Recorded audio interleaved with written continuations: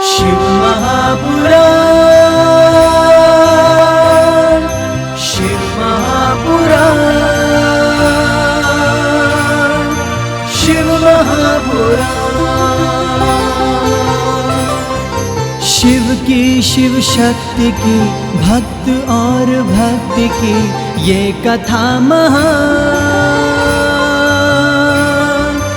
शिव महापुराण, शिव महापुराण, शिव महापुराण, शिव महापुराण।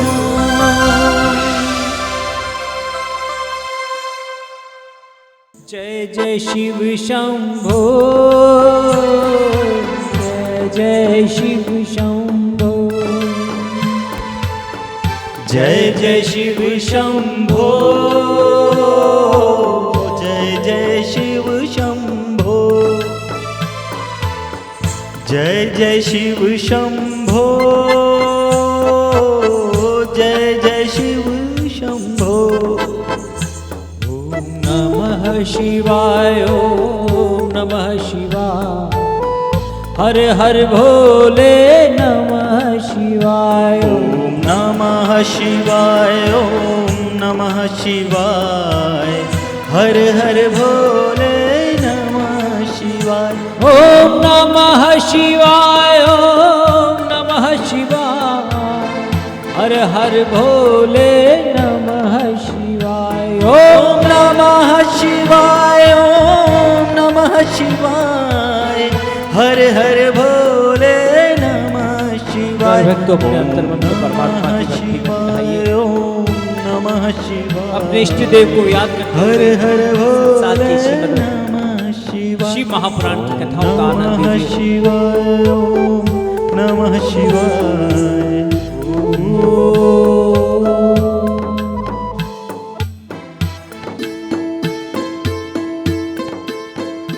श्री गुरु चरण सरोज रज, निज मन मुकुर सुधारी। बरनौ रघुबर विमल जसु, जो दायक फलचारि।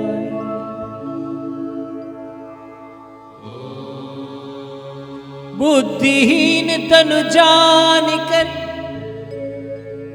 सुमिरो पवन कुमार।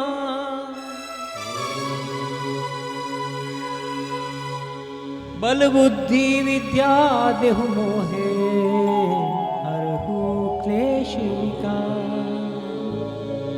ये हनुमान जी महाराज। ओम वक्रतुंड महाकाय, सूर्यकोटि समप्रभ, निर्विघ्नं कुरु मे देव, सर्वकार्येषु सर्वदा। हे गणपति महाराज। देवी तुम भक्त सुलभे, सर्व कार्य विधायिनी। कलो हि कार्य सिद्ध्यर्थं,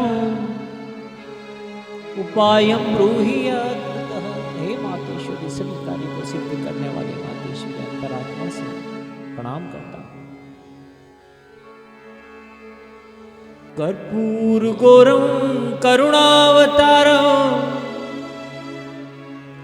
संसार सारं भुजगेन्द्रहारं।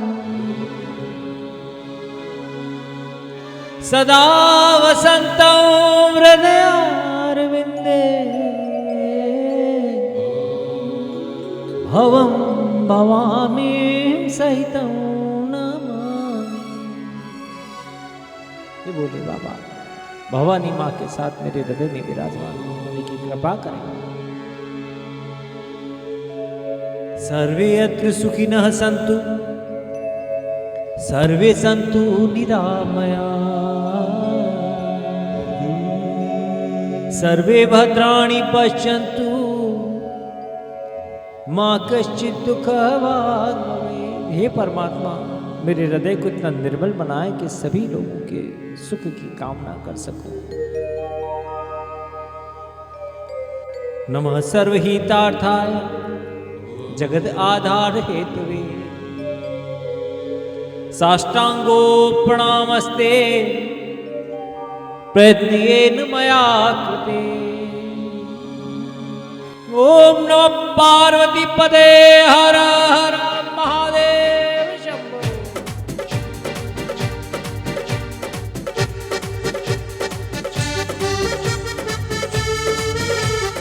ओम नमः शिवाय शिवाय नमः। ओम नमः शिवाय शिवाय। ओम नमः शिवाय शिवाय नमः। ओम नमः शिवाय शिवाय नमः। ओम नमः शिवाय शिवाय नमः। ओम नमः शिवाय शिवाय। ओम नमः शिवाय शिवाय नमः। ओम नमः शिवाय शिवाय नमः। जय जय शिव शंभो। जय जय शिव शंभो। जय हो। जय जय शिव शंभो। जय जय शिव शंभो। जय जय शिव शंभो।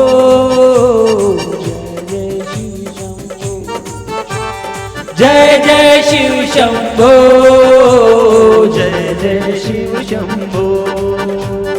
ओम नमः शिवाय शिवाय नमः। ओम नमः शिवाय शिवाय। ओम नमः शिवाय शिवाय नमः। ओम नमः शिवाय शिवाय नमः। ओम नमः शिवाय शिवाय नमः। ओम नमः शिवाय शिवाय नमः। ओम नमः शिवाय शिवाय। ओम नमः शिवाय शिवाय। ओम नमः शिवाय शिवाय नमः। ओम नमः शिवाय शिवाय नमः। हर हर महादेव शंभो। बोलो सद्गुरुदेव की जय। हनुमान जी महाराज की जय।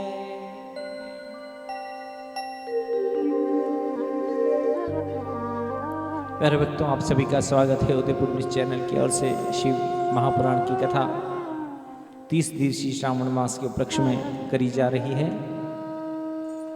सभी श्रोता बंधुओं का बहुत बहुत स्वागत है। बहुत ही कल्याणकारी यह मास श्रावण मास तो पूर्णतः कल्याणकारी मास की श्रेणी में ही है। और साथ ही भगवान महादेव शंकर भगवान कल्याण के ही देवता हैं। जगत के कल्याण के लिए विष घटक देते हैं।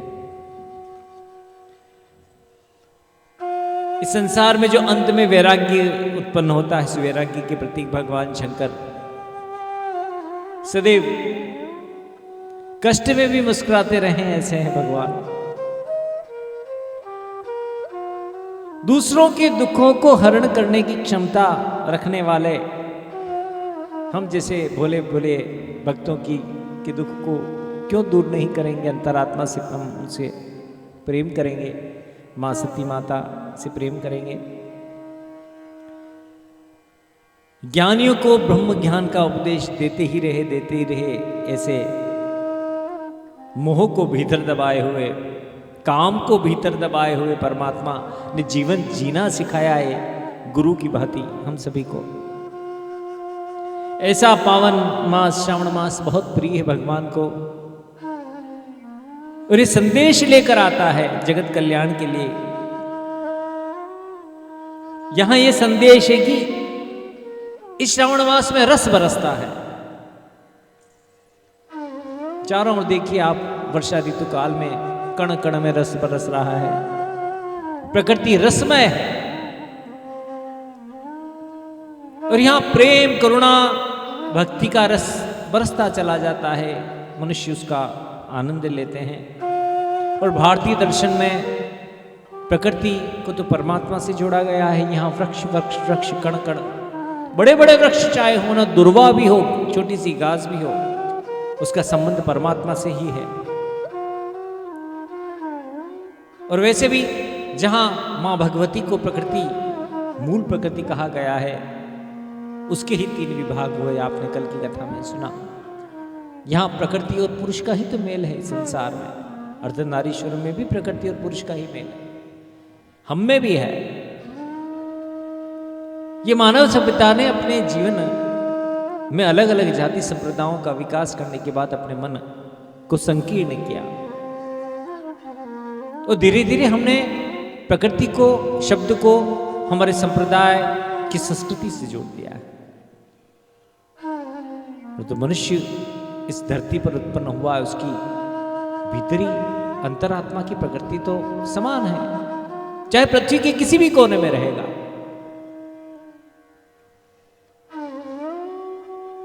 उसमें भीतरी रूप से प्रेम विद्यमान रहेगा, दया विद्यमान रहेगी, करुणा भी विद्यमान रहेगा। दया, करुणा और प्रेम के अवतार भगवान शिव महादेव की श्रावण मास की चल रही कथा का आप आनंद ले रहे हैं, और आनंद लेते हुए परमात्मा की कथा सुनते हैं। भगवान तो मृत्युंजया है। जहां ये मास पूरी वर्षांत के लिए, वर्ष भर के लिए, वर्ष पर्यंत के लिए जो हमारे को सकारात्मक ऊर्जा से लबरेज करेगा, जिस तरीके से प्रकृति अभी हरी भरी हो चुकी है, अभी हरियाली अमावस्या आती है, पुण्य के त्योहार आते हैं, यह ऊर्जा, सकारात्मक ऊर्जा को लेने का समय है। बहुत सारे कॉल आते हैं प्यारे भक्तों, आप कथा सुने परमात्मा की, जिसमें अपने जीवन को इस मास पर्यंत कथा सुनने के बाद सकारात्मक ऊर्जा से भर दे, जीवन को लाभान्वित करें। मृत्युंजयाय रुद्राय नीलकंठाय संभवे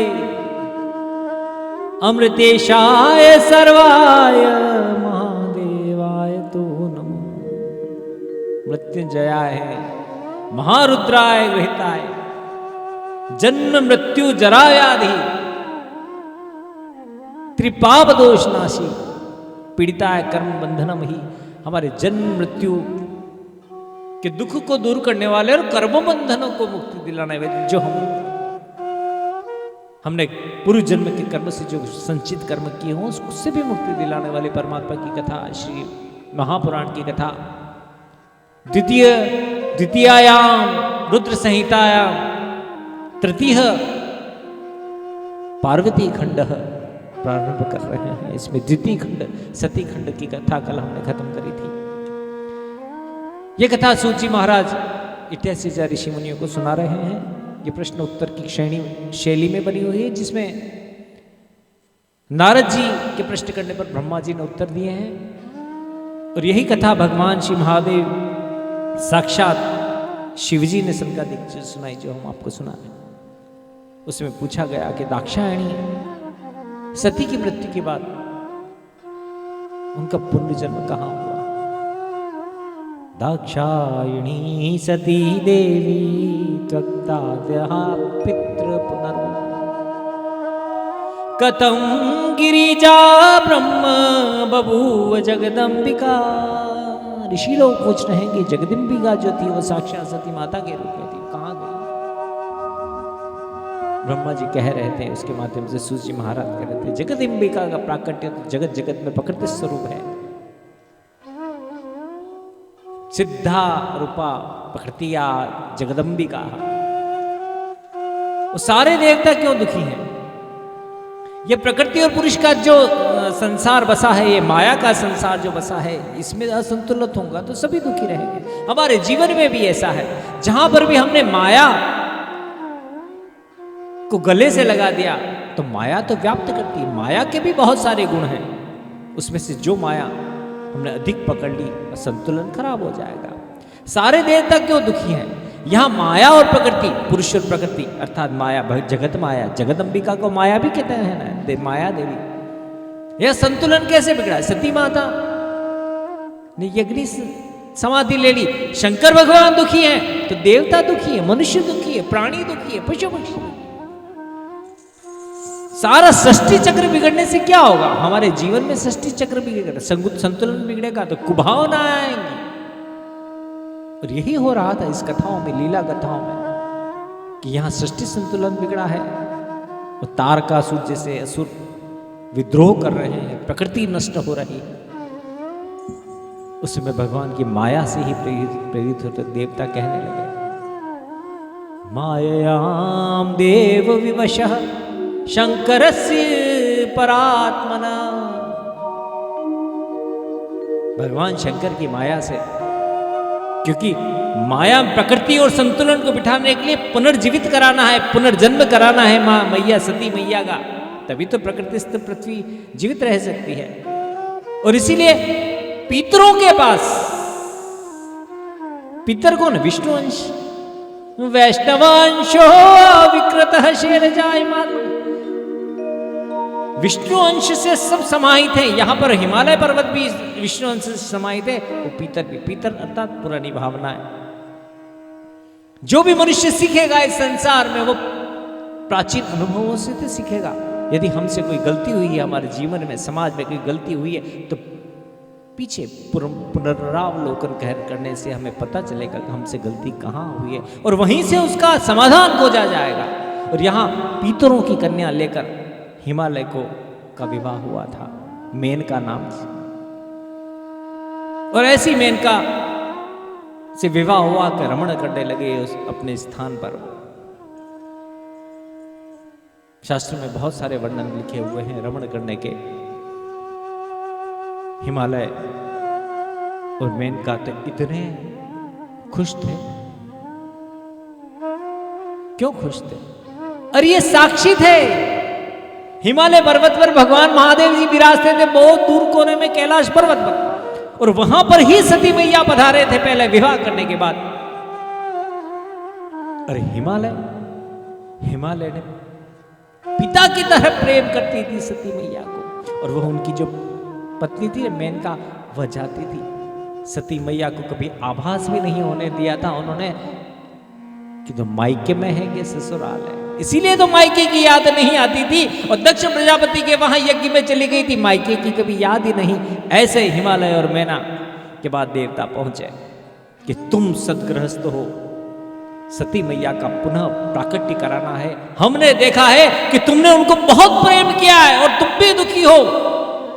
या जगत में सभी दुखी, इधर महादेव दुखी है, सती मैया नहीं है, और यहां तुम दोनों ने उसको पुत्री वश प्रेम किया है, सेवा करी है, तुम दुखी हो। सती के साथ ये क्या हो गया? तुम ही योग्य हो। तो कहा नहीं तुम योग्य हो, तुम कन्या मांगो। उन्होंने एक ही बात कही कि तुम तपस्या करो। कहने लगे कि तुम्हारी पुत्री बनकर आए नहीं आए, परंतु तुम्हें माता जगदेश्वरी की तपस्या करनी चाहिए तुम्हारे दुख की निवृत्ति के लिए, और महादेव की दुख की निवृत्ति के लिए, क्योंकि महादेव जी तो रोते रहते थे, हड्डियों की माला पहनते थे, तो भीतर से, बाहर से वो कभी बताते नहीं थे अपना दुख। और तपस्या ऐसी करने लगी कि देवी उत्तम में जगताम अम्ब शिवलोकवासिनी सदा शिव प्रिय दुर्गे त्वं नमामि महेश्वर। ऐसी तपस्या दोनों ने करी कि सच में माता जी प्रकट हो गई। जगदम्बा माता रथ पर प्रकट हुई, करोड़ों सूर्य चमक रहे हो ऐसे, अष्टभुजाधार। बोलो अम्बे मात की जय। उस माता जी को देखकर हिमालय और मैना, जिन्होंने उसकी बहुत तपस्या करी थी, उनकी आंखों में आंसू आ गए। पुत्री के प्रेम अवश के सती तुम ही हो। तो उनकी मुखारविंद उनको उस पुत्री जैसा दिखने लगा, सती मैया जैसा दिखने लगा, और एक ही बात कहने लगी कि तू पुनः क्यों नहीं आती है? अवतार अक्षितो देवी रुद्र पत्नी पुनर्भवा। एक और कहती है कि हे माता, तुम माता हो, और एक तुम रुद्र पत्नी बनकर क्यों नहीं आती? पूर्व की तरह तुम हमारी पुत्री बनकर हमारे प्रिय, तुम्हारे प्रिय महादेव बहुत वियोग में हैं। तुम अवतार लेकर यथा योग्य कार्य करो, देवताओं को सुखी करो, हमको भी सुखी करो, लीला करो यथा योग्य। अरे माता जी करुणा में भरा ही मुस्कुराने लगी है। ससुराल से आने के बाद यहां मायके से दक्ष के वहां से विवाह करने के बाद यहां पर जो सुख मिला, एक तो महादेव जी का सुख मिला रमण का, दूसरा ये दोनों ही थे।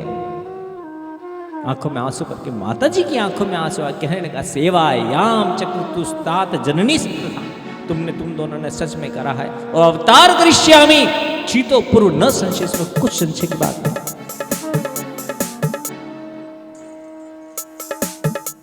और वो जानती थी, मैं जानती हूं कि महादेव बहुत दुखी और कहीं ना कहीं उनको चिंता। वो कहने लगी कि तुम अवतार करो तो हमको जरूर बताना, तुम कहां लोगी? अरे माता जी कहते हैं कि मैं अवतार लूंगी, मैं तुमको जरूर बताऊं कि मैं कहां अवतार लूंगी, मैं कहीं नहीं लूंगी, तुम्हें तो तुम्हारे कन्या बनकर ही आऊंगी। बोलो अम्बे। आंखों में से, नेत्रों में से खुशी के आंसू बह रहे थे हिमालय और मैना के। मातेश्वरी आज कह रही थी कि कहां कहां अवतार ले सकती हूँ, तुमको कहां सूचना दूंगी, मैं तो तुम्हारे घर में लूंगी और मैं तुमको इतनी सुखी करूंगी कि मुझसे पहले मेरे 100 भाई होंगे दीर्घायु। शिवाय ओम नमः शिवाय, हर हर भोले नमः शिवाय नमः शिवाय। और कुछ समय के बाद जैसे जब अंतिम ध्यान हो गई मातेश्वरी, तो कुछ समय के बाद सत्यं विधातु स्ववचन प्रसन्ना अखिल कामना, अपने वचन की सत्यता के लिए वो अंश रूप में दोनों पति पत्नी हिमालय और मेनका के पति पत्नी का अंश रूप में दोनों में समाहित हो गई थी। उस समय इतने प्रकाशित होते थे, इतने मंगलमय दिखने लगे थे दोनों पति पत्नी कि पूर्ववासी कहने लगे थे ये देवी लोग कौन आए हैं, जहां जहां जाते थे मंगलमय होते। धीरे धीरे दोनों ने दिव्य विधि से माता जी गर्भ में पधारी हैं और पधार कर ऐसे आश्चर्यजनक व्यवहार किए हैं कि लीला जगत में कोई नहीं कर सकता। वहां उस हिमालय में सारी जड़ी बूटियां, खजाने, स्वर्ण की खाने, हीरो की खाने प्रकट हो गई जगदम्बिका के गर्भ में आने मात्र से।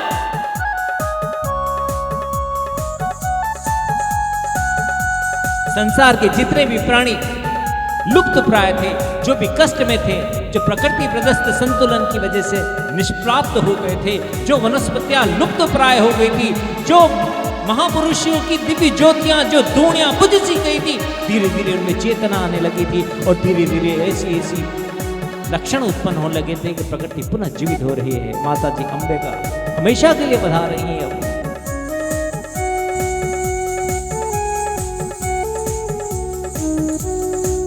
माँ से है दसवीं, माँ से पूर्णतः नवमी मास के बाद दसवीं माँ जैसे ही पूर्ण हुआ हो और आविर्भूतो पुनः मेनका, और एक छोटे से रूप में अंबिका मैया अष्टभुजा के रूप में छोटी सी बालिका के रूप में प्रकट हो गई थी उनके महल में। बोल श्री अम्बे मात की जय।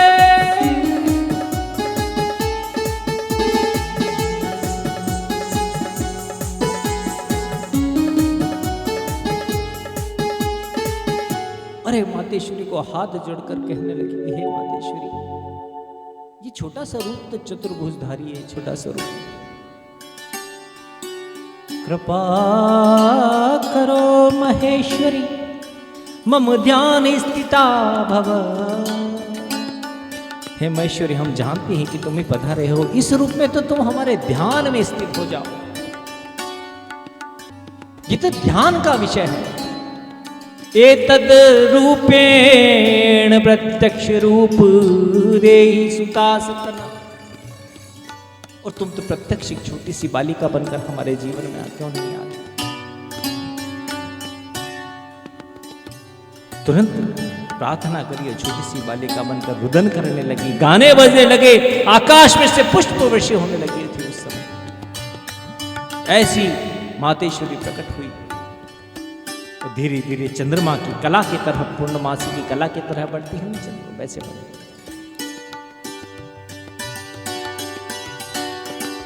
और उनका नामकरण आया, ज्योतिषियों ने नामकरण कराया है। कुलोचितेन नामना ता पार्वती, पार्वती नाम पड़ गया उनका। उमेति मात्रा तपेति निषिद्धता। माता जी ने बाद में तपस्या करने के लिए उनकी मां ने निषिद्ध किया था और गौरी भी नाम पड़ गया। ऐसी सौभाग्यशालिनी मां पार्वती इस प्रकार से व्यवहार करने के लिए लगी। छोटे 100 भाई और ऐसी विद्वान रूप से देवी प्रेम से अपने गुरुकुल में अध्ययन करने के लिए गई। पूर्व प्राचीन विद्या, देवी तो परांपा है, गुरु शिष्य क्या सीखती है, वो तो जगत गुरु है, सभी कुछ सीखी हुई। अपने घर में किशोरावस्था अभी आई ही नहीं है, थोड़ी छोटी छोटी सी है, थोड़ी बड़ी बड़ी सी दिखने वाली माता जब घर पर आ गई थी तो नारद जी आए। नारद जी ने पधारे और हिमालय और मेनका दोनों ने उनकी पूजा करके प्रणाम किया और इतना स्नेह करते थे पार्वती मैया से, गिरिजा महारानी से, कि प्रेमवश अपनी पार्वती को सामने लाकर नारद जी देव ऋषि से प्रेम पूर्वक प्रणाम करवाया। और मन ही मन सोचते हैं कि हम इनका भाग्य जानना चाहते हैं और नारद जी को कहते हैं क्या तुम हस्तरेखा बता सकते हो इसकी? प्रियाम भाग्यवती भविष्यति, बता सकते हो? नारद जी ने क्यों नहीं बता सकता, लाओ। और बता सकता हूं, इस बताने के लिए उन्होंने जैसे ही हाथ देखा है खुश हो गए हैं। उन्होंने कहा कि ये तो बहुत सच्चे चित्र है, इसकी हाथों की रेखाओं में तो कोई खोट अभी तक तो नहीं है, सब आनंद ही आनंद है, परंतु एक ऐसी रेखा है, एका विलक्षणा रेखा तत्फलम शुणु तत्वतः, यदि तुम हिम्मत है और सुनना चाहते हो तो एक रेखा ऐसी है। तो दुखी हो गए मैना और हिमालय जी, कहने लगे कि ऐसी कौन सी रेखा है जिसके लिए तत्वतः ध्यान से सुनने के लिए कह रहे हो? उसे नारद जी ने कहा कि मैं बताता हूं। योगी नग्दो अगुणो अकामी मातृतात विवर्जिता, और कुछ नहीं है हे हिमालय राजा सरकार। नारद जी देव ऋषि कहते हैं कि सब कुछ ठीक है, परंतु पति इनका अकामी होगा, ब्रह्मचारी होगा, जिसका माता पिता का पता नहीं होगा, जिसे वस्त्र में थोड़े थोड़े नंगे भी होंगे। एक बार तो उदास हो गई, कहा कि यह शिव माया ने काम किया था, जो तपस्या करी थी उस समय हिमालय जी और उसके मन से निकल गया था वो कि महादेव जी ही हो सकते हैं। वो तो माता पार्वती मैया समझ गई थी कि कौन हो सकते हैं, ऐसे लक्षण तो ऐसे ही होते हैं। जब नारद जी जाने लगे, मैया पार्वती ने उनका मार्ग रोक कर कहने लगी, हे देव शिरोमणि जी, आप जानते हो क्या आपने जो लक्षण बताए थे, क्या महादेव जी हैं, कैलाशवासी के हैं क्या? उस समय उन्होंने कहा कि सच कहती हो, मैं सही कह रही हूं, तुमने सही बात कही है, सच में वही है। एक दे सदस्य प्रेम न करुणाप्येतादृश, ऐसी करुणा कैलाशवासी परमात्मा भगवान के लक्षणों में ही हो सकती है। और भूतम च भवितावाद ना तुम, और मैंने तो सुना है देवी, हे पार्वती, मैंने ऐसा सुना है कि वह सती से ही विवाह करते और किसी से नहीं करते, तो इतना मैं जानता हूं। उस समय कहने लगे देवर्षि नारद जी कि देखो, उनको प्राप्त करने का तो एक ही उपाय है, भगवान का भजन करो। और उस समय कहने लगे कि तुम तब से प्राप्त कर सकती हो, तपः साधो विशेषण यदि कुर्याद परम तपः। मातेश्वर के अंदर में मन में आ गया, धीरे धीरे धीरे रमणीय बालिका बड़ी होने लगी। और माँ और हिमालय, मैना और हिमालय बड़े दुखी रहने लगे। वो इसलिए रहने लगे कि उनके मन में विस्मृति हो गई है भोलेनाथ की छवि। वो तो खाली कैलाशवासी समझते हैं, उनको मन में तपस्या की विस्मृति हो गई। अब मैना रोज रोती कि इस प्रकार के जो वर मिलने वाले हैं मेरी पुत्री को नहीं मिले तो अच्छा है, जीवन भर दुखी हो जाएगी। और वो अपनी पुत्री पार्वती के लिए बार बार हिमालय अपने पति को कहने लगी, विवाहम कुर्याद कन्यानाम सुंदर वरेण्येव च।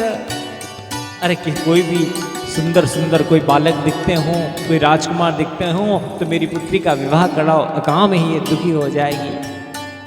प्राण प्रिया मम सुता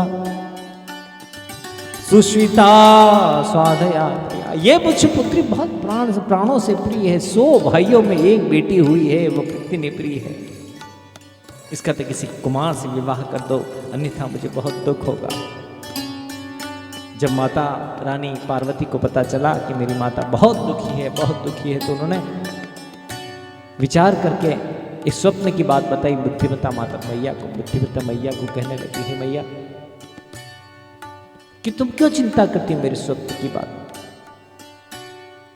मैं तो बहुत दिनों से ब्रह्म मुहूर्त में एक बहुत सुंदर स्वप्न देख रही हूं, और तुम चाहो तो मैं तुम्हें सुना सकती हूं कि एक ब्राह्मण मुझे हमेशा भगवान शंकर कैलाशपति वाले बाबा कि तपस्या करने के लिए कहता है, अच्छे वर के लिए ब्रह्म मुहूर्त में कहता है। हाँ मां। हिमालय को बताने लगी मेनका कि देखो अपनी पुत्री कहती है कि उसे नित्य ब्रह्म मुहूर्त में स्वप्न नजर आता है कि वह कोई ब्राह्मण कैलाशपति की कठोर तपस्या करने के लिए कहता है कि अच्छे वर के लिए। यद्यपि कठोर तपस्या के लिए कहीं भी आदेशित नहीं कर सकता। प्यारे भक्तों, भगवान शंकर, भगवान निर्मोही भगवान शंकर जो माता सती को याद कर रहे हैं, उस समय हमेशा तपस्या में लीन हो जाया करते थे। करुणाकृत भगवान वर्षों तक तपस्या में लीन हो जाया करते थे और कभी कभी अपनी उदासी मिटाने के लिए अपने गुणों को बिठाकर सती माता के गुणगान किया करते थे। वहां पर उनको याद कर रही है माता।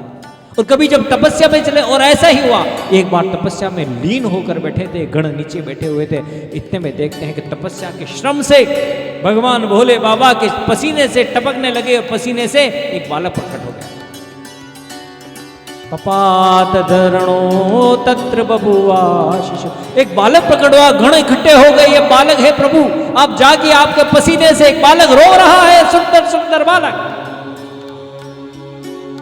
भगवान भोलेनाथ ने आंख खोल दी, बालक को देखा, बहुत सुंदर बालक भगवान के पसीने से। उस समय रोने लगे भगवान। सती मैया को याद करने लगे कि अब मेरा बालक है, ये मैं तो पिता हूं, माता नहीं है, ये किसका पालन कौन करेगा। आंखों में से आंसू आ गए। यदि सती होती, हम दोनों का ग्रस्त जीवन सुशोभित होता और हमारे भी कभी पुत्रों की रत्नों की प्राप्ति होती ही आज उनको ग्रस्त जीवन याद आया।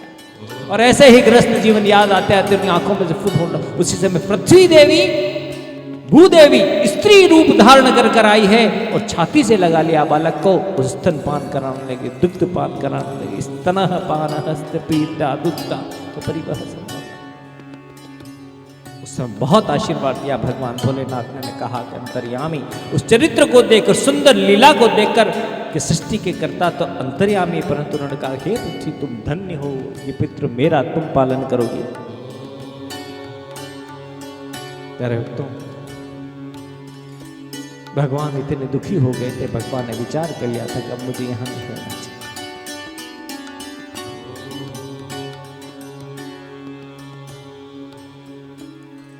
भगवान इतने दुखी हो गए थे वियोग में उस बालक के प्रकट होने पर।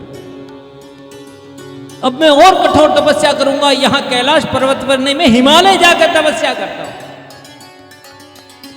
और ऊंची से ऊंची गिरिराज पर्वत, जहां गंगा अवतरणम द्विज प्रस्तरम उत्तमम, जहां गंगा का उद्भव स्थान है, वहां अकेले निकलकर तपस्या करने के लिए चले गए।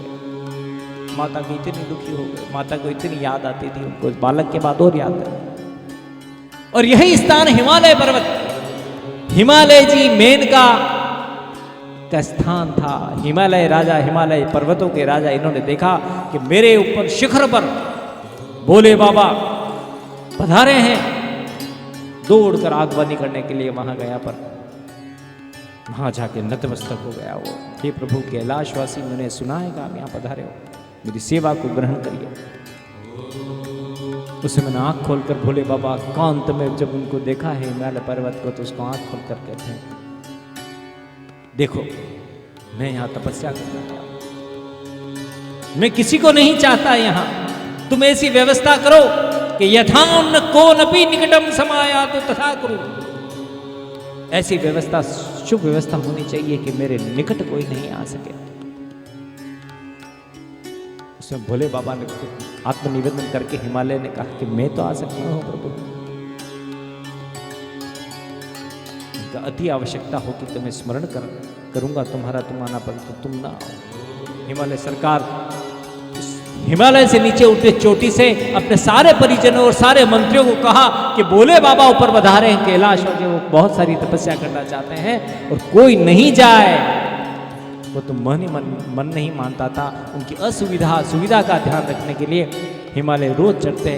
और एक बार तो ऐसा हुआ कि उनके मन में ऐसी प्रेरणा आई कि सुंदरवती की कामना के लिए नारद जी कह कर गए थे कि सत्संग का बहाना, पूजा का बहाना कोई तपस्या यदि ये बालिका करेगी तो उसको सुंदर वक्त मिलेगा। इस बालिका को मैं ले जाता हूँ भगवान भोलेनाथ का दर्शन कराने के लिए। हो सकता है कि वहाँ लगन लग जाए। ऐसे सद्गुणी परमात्मा भगवान कैलाशवासी की यदि सेवा करेगी तो ये धन्य हो जाएगी, मेरी पुत्री को सुंदर वर मिलेगा कहीं। और आज भी इस जगत की सारी छोटी छोटी बालिकाएं भगवान परमात्मा का पूजन करती हैं, सुयोग्य वर की कामना में भगवान के जल चढ़ाती हैं। अब वहां पर लेकर चले गए। पार्वती मैया, गौरी मैया हमारी अभी पूर्ण रूप से यौवनावस्था को प्राप्त नहीं है, छोटी सी बालिका है। कुछ कुछ यौवनावस्था के अंग लक्षण प्रकट हो रहे हैं। भोले बाबा के सामने जाकर हिमालय पर्वत कहते हैं कि मैं आपके आदेश हूं। वो कहने लगी कि ये मेरी पुत्री, मैं इसे अपने साथ लाया हूं, प्रणाम कराया और कहने लगा कि भक्ति भाव करना चाहती है और मेरे और इसके अलावा कोई नहीं आएगा, ये आदेशित करें क्योंकि इसको आवश्यकता है किसी अच्छे पति की और इसको अकेले नहीं आने दूंगा। सखिन्याम सह नित्यम त्वाम सेवता में शंकर, मैं आ सकूं न सकूं, मेरा सारा राज्यपाट का कार्य है, ये सखियों के साथ आकर आपकी सेवा करेंगे। सब आदेशित करिए, अकेले में तो मैं भेज नहीं सकता। महादेव जी ने उस समय नेत्रों को खोला है और पश्चित प्रथमा आरूढ़ यौवनाम, आंखों के खोल के माता पार्वती के जैसे ही दर्शन किए तो उन्होंने पा लिया कि ये कन्या, अंतर्यामी भगवान तो सभी जानते परंतु पा लिया कि नव यौवना के रूप में प्रकट होने वाली। पुनः नेत्रों को बंद करते भगवान भोलेनाथ हष्ट पुष्ट शरीर के स्वामी भुजंग डोल रहे हैं, तेज चेहरे पर विशाल भोले बाबा का स्वरूप का ध्यान कीजिए। ऐसे भोले बाबा, तीन नेत्र जिनके तपस्या में लीन रहने वाले भोले बाबा ने एक क्षण में देखकर नेत्र को मूंद लिया और मना कर दिया इशारों के हाथ, नहीं पर्वतराज, ऐसा नहीं हो सकता, इसको घर ले जाओ। कुमारी सदरे स्थाप्य, इसको घर ले जाकर बिठा दो। ना अन्यथा मत दर्शनम, यदि तुम इसको घर नहीं ले जाओगे तो मेरे दर्शन की कामना कभी न मत करना। मैं यहां से अंतर ध्यान होता हूं क्योंकि मैं यहां तपस्या करने आया। प्यारे भक्तों, उस समय माता पार्वती बहुत दुखी हो गई। जगदम्बिका गुरु मैया की मूर्ति से माता पार्वती ने कुछ हिम्मत जुड़ा कि महाप्रभु जी भगवान सदाशिव से एक ही बात की, हाथ जोड़कर कहने लगे, प्रकृति हे परमोति तुम यदि सत्यं वजस्तद। अरे कैलाशपति, मैंने तो ऐसा सुना है कि आप प्रकृति के परे हो। अरे मनुष्य और जड़ जीव जंतु प्रकृति से प्रभावित होते हैं, इस नर नारियों से प्रभावित होते हैं, आप प्रकृति से परे हो, मेरे यहां रहने से क्या प्रभाव पड़ सकता है आपका? यदि ऐसी बात है, ये सब बातें वेदों पुराणों में लिखी हुई है, तो या तो मुझे मना कर दो या वेद पुराणों को गलत साबित कर दो। महादेव जी सुभाषिणी की बातें में सुनकर कहते कि हिमालय, तुम्हारी जो पुत्री है सुभाषिणी है, ठीक है, वेदांतम मतः संस्थापो वाक्यम मुझे शिव, सच में तुमने वेदांत की भाषा का प्रयोग किया, सच में मुझे क्या हो सकता है, निर्विकार हूं, जैसी तुम्हारी इच्छा हो कर सकती है। प्रयत्नवेव कुरु सेवाम निषिद्या सुभाषिणी, और सच में करो, आ सकती हो तुम। और तब से धीरे धीरे धीरे धीरे नित्य सखियों के साथ मातेश्वरी वहां पर आ रही है सुकन्या। और महादेव जी विचार कर रहे हैं, अंतरंग मन से भावपूर्ण होती चली जा रही है मेरे प्रति, सखियों को साथ जरूर लाती है परंतु इसका भाव मेरे प्रति बहुत निर्मल बन पड़ा है। और यह भाव देख के महायोगी महाभगवान शंकर और अधिक से अधिक कठोर तपस्या में लग गए। महान योगी योगेश्वरो भूते महालीला कर प्रभु, वर्षों तक नहीं जगने वाली लीलाओं में समाहित हो गए। इधर पार्वती मैया ने दूसरी सेवा समाधि लगा दी उनके आगे, घास फूस साफ करती, साधना करती, भगवान को ताप से मिटाती, सर्दी से कष्ट का निवारण करती, सर्पों से निवारण करती, शुद्ध रहत हृदय होकर निहारती जा रही है माता पार्वती अपने स्वामी। इतना काल समय बीत गया कि जितनी भी सखियां थी उनकी पार्वती मैया की धीरे धीरे उनका विवाह हो गया, अकेली बच गई पार्वती। बोलो भोलेनाथ की जय। और प्यारे भक्तों, बहुत समय से लीला करते करते करते करते तारकासुर से जब बहुत परेशान हो गए थे देवता, तब उन्होंने जाकर देखा कि तारकासुर को वरदान था कि तारकासुर तभी समाप्त किया जा सकेगा जब शिव जी विवाह करेंगे और विवाह से उनका कोई अंश उत्पन्न होगा।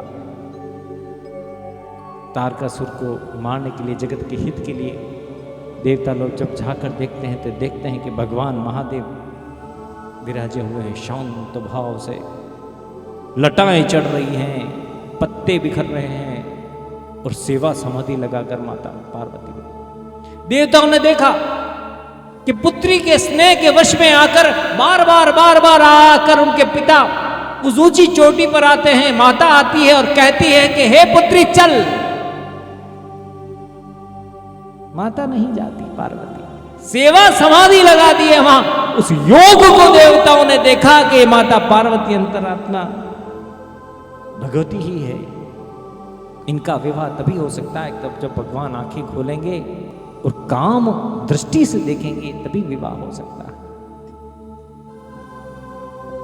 देवताओं के इंद्र ने कामदेव को पुकारा, कामदेव दौड़ा चला आया। कामदेव भगवान ने कहा कि मुझे क्यों बुलाया है? कामदेव ने कहा कि मैं कुछ भी कर सकता हूं, मैं सब कुछ करने में सक्षम हूं। ऐसी कौन सी आपत्ति आई है? मेरे जो 5 तीर है उसमें स्त्री पुरुष की इतना आकर्षण करता हूं, सारे जगत की सृष्टि को डोला सकता हूं मैं। किसको करना है? उन्होंने कहा कि देखो ये सबका काम है, ये मेरा कोई काम नहीं। इंद्र ने कहा कि जगत का काम है। यदि पराम्बा जगदम्बा पार्वती के रूप में मैया ने इनको स्वीकार नहीं किया, भोले बाबा ने स्वीकार नहीं किया, तो जगत समाप्त होने चला है। ये पृथ्वी प्रकृति का संतुलन बिगड़ रहा है। तुमको एक काम करना पड़ेगा। ये नकारात्मक ऊर्जा जो तारकासुर जो असुर है वो मुख उठा रहे हैं कि आवश्यक है कि इनकी संतान उत्पत्ति हो और तुमको ये जगत के काली करना। उन्होंने कहा किसकी बात कर रहे हो? शंकर महादेव पर काम के बाण छोड़ने पड़ेंगे। पसीने पसीने हो गया। कामदेव याद करने लगा कि जब जन्म हुआ था, जिन्होंने कथा सुनी होगी, जब जन्म हुआ था तब ब्रह्मा जी के कहने पर पहुंचा है वहां और हाथ पांव कांपने लगे। उसे याद आ गया, अरे इनकी तो नेत्रों से भस्म होने के मुझे क्षाप मिला है। मना कर दिया। बहुत मनाने पर कि जगत का, उन्होंने कहा कि जगत कल्याण के लिए, कामदेव ने कहा जगत के कल्याण के लिए यदि मुझे अपना जीवन भी देना पड़े मैं तैयार हूं। ऐसे महादेव परमात्मा की लीला सुनिए आप। कामदेव पहुंच गया वहां पर, अकेली माता बैठी है। बसंत को लेकर कामदेव जो पहुंचे हैं तो सारी प्रकृति ऐसी शुभ सम हो गई। भौरे गुनगुनाने लगे, काम वासना को प्रदीप्त करने वाले मनमोहक राग में चिड़ियाएं गाने लगी हैं। चंद्रमा कमनीय कांति फैलाने लगे हैं। इतना सुंदर है, पुष्प पुष्प फूल फूल बिखर रहे हैं, फल फल बिखर रहे हैं। बारिश की बहुत हल्की हल्की बूंदे आ रही, प्रकाश मध्यम हो गया। सुवासित वायु गीत संगीत से काम का गान कर रही। अचेतानुमातिवित तथा व्यास आसक्तिर्बुधे नर सुचेतसाम जीवानाम किं वर्णते जड़ प्रवृत्ति। अरे जड़ पत्थर, नदियां, बादल, उन तक काम विहार के गुण आने लगे। लताएं वृक्षों से लिपटने लगी है। तो वहां बहुत दूर दूर जो सिद्ध मुनि रहते थे उनकी विचित्र स्थिति हो गई है। वनो कसो तदा तत्र मुनि नाम दुसखो दुख। दुखित हो गए, हमको ये क्या हो रहा है? काम रोक सकता। वह मृग मृगिनी सर्प मोर सभी काम पीड़ा से व्याप्त हो गए। उस समय महादेव शंभु आश्चर्यजनक रूप से उस प्रकृति के अनुभव को लेते हुए नेत्र मूंदे ही भीतर भीतर से अपने आप को वश में करने के लिए कठोर साधना में डूब जाते हैं। अत लीला करस्तत्र तपह परम दुष्कर, और भीतर लीला में चले जाते हैं आंखें खोलते ही। इधर माता पार्वती सम्मुख बैठी हुई, उनमें कुछ लक्षण प्रकट होते हैं। वो निहारती चली जाती है बोले बाबा को, हे बोले बाबा आप कितने प्रिय हैं, आप मेरे स्वामी बन जाइए। उनके मन में भाव आ जाता है। कामदेव उनके बगल में आकर बैठ गए हैं, अपनी बाईं और भगवान के खड़ा हो गया। रति उनकी पत्नी को लेकर बसंत की बाहर हवा कर तीर लगा करके भोले बाबा जैसे ही जगते हैं उनके ऊपर काम का तीर छोड़ना पड़ेगा। और भगवान भोले बाबा ने सबसे पहले आंखें खोलकर जैसे ही उनको देखा है माता पार्वती को, ऐसा सौंदर्य भूलोक में कभी नहीं दिखा उनको। पृथ्वीम यादृशी लोके सौंदर्यम अवर्णित महता तत्सर्वाधिकाः तस्याः पार्वती। मतलब ऐसा उन्होंने विचार किया कि ऐसा सुंदर स्वरूप की कौन हो सकती है। यद्यपि निर्विकार परमात्मा भगवान भोले बाबा ने पहली बार एक क्षण के लिए माता को, भवानी मैया को स्त्री रूप में देखा, स्त्री स्वभाव में देखा। विवर्णति मद अंगानी, स्त्री स्वभाव में मैंने सुलझा गई है माता कि मुझे पुरुष भाव में देख रहे हैं महापुरुष को, मैं इनके पति रूप में प्राप्त करना। एक क्षण भर देखने से माता लजा गई। और दूसरे क्षण में तब हमारे परमात्मा भगवान ने तिरछा मुंह कर करके कामदेव को देखा है, और इतना क्रोध आने लगा कि उनके ललाट से तीसरा नेत्र खुल गया है। और जैसे ही उन्होंने देखा है भगवान ने उस कामदेव को, तो कामदेव भस्म। बोलो श्री एकलिंगनाथ की जय। नमः शिवाय, ओम नमः शिवाय, हर हर भोले नमः शिवाय, ओम नमः शिवाय, ओम नमः शिवाय, हर हर भोले नमः शिवाय, ओम नमः शिवाय, ओम नमः शिवाय, हर हर भोले नमः। जय हो। नमः शिवाय, ओम नमः शिवाय, हर हर बोले। और कामदेव के भस्म होने के बाद परमात्मा भगवान श्री महादेव तीसरे ही क्षण वहां रुके ही नहीं, अंतर ध्यान हो गए प्यारे भक्तों। और माता विरणी की तरह, मृगिनी की तरह आंसू बहाते हुए थी महादेव जी को पुकार, हे महादेव आप कहाँ चले गए, मुझे ऐसे विरह में छोड़कर कहाँ चले गए हो, मैं तुम्हें पति के रूप में प्राप्त करना चाहती हूँ। उस कामदेव को जलाने से जो बहुत भयंकर भीषण ध्वनि उत्पन्न हुई थी, हिमालय के सारा परिवार 100 भाई ऊपर आकर बैठ गए हैं, आलिंगन बंद कर लिया थे। हे पुत्री तू बिजली तो नहीं गिरी, क्या हुआ तुझे, घर लेकर आ गए थे। और तब से विरह योग में डूबती हुई महादेव से ये प्रेम में प्रसिद्ध करी थी। प्यारे भक्तों आगे की कथा में अवश्य कल सुनाऊंगा। और प्यारे भक्तों इस कथा का आनंद लीजिए। मैं आगे की कथा आपको कल अवश्य सुनाऊंगा। हे भोलेनाथ तेरी महिमा निराली, हे भोलेनाथ तेरी महिमा निराली, जाने वो तेरी जिसने लगन लगाई। हे भोलेनाथ तेरी महिमा निराली, हे भोलेनाथ तेरी महिमा निराली, जाने वो जिसने तेरी लगन लगा ली। हे भोलेनाथ तेरी महिमा निराली, हे भोलेनाथ तेरी महिमा निराली।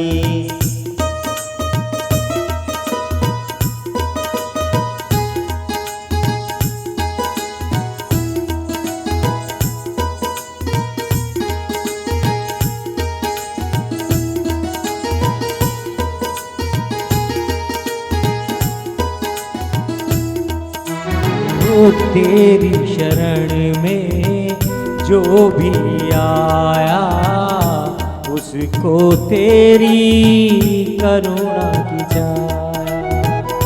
तेरी शरण में जो भी आया, उसको मिली तेरी करुणा की जाए। बिन मांगे वो सब कुछ पाए, जिसने तेरा ध्यान लगा। तेरा वचन कभी जाए न खाली, हे भोलेनाथ तेरी महिमा निराली, हे भोलेनाथ तेरी महिमा निराली। जाने वो तेरी जिसने लगन लगा ली, हे भोलेनाथ तेरी महिमा निराली, हे भोलेनाथ तेरी महिमा निराली।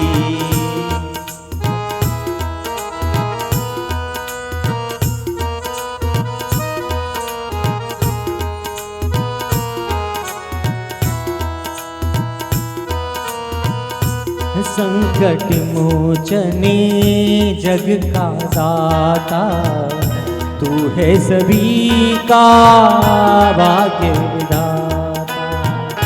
संकट मोचन सबका दाता, तू है सभी का भाग्य विधाता। ये सृष्टि परिवार है तेरा, जन जन से तेरा है नाता। ये सृष्टि परिवार है तेरा, जन जन से तेरा सबसे नाता। तू जग बगिया है, तू है माली, हे भोलेनाथ तेरी महिमा निराली, हे भोलेनाथ तेरी महिमा निराली। ओ जाने वो जिसने तेरी लगन लगा ली, हे भोलेनाथ तेरी महिमा निराली, हे भोलेनाथ तेरी महिमा निराली, हे भोलेनाथ तेरी महिमा निराली, हे भोलेनाथ तेरी महिमा निराली। ओ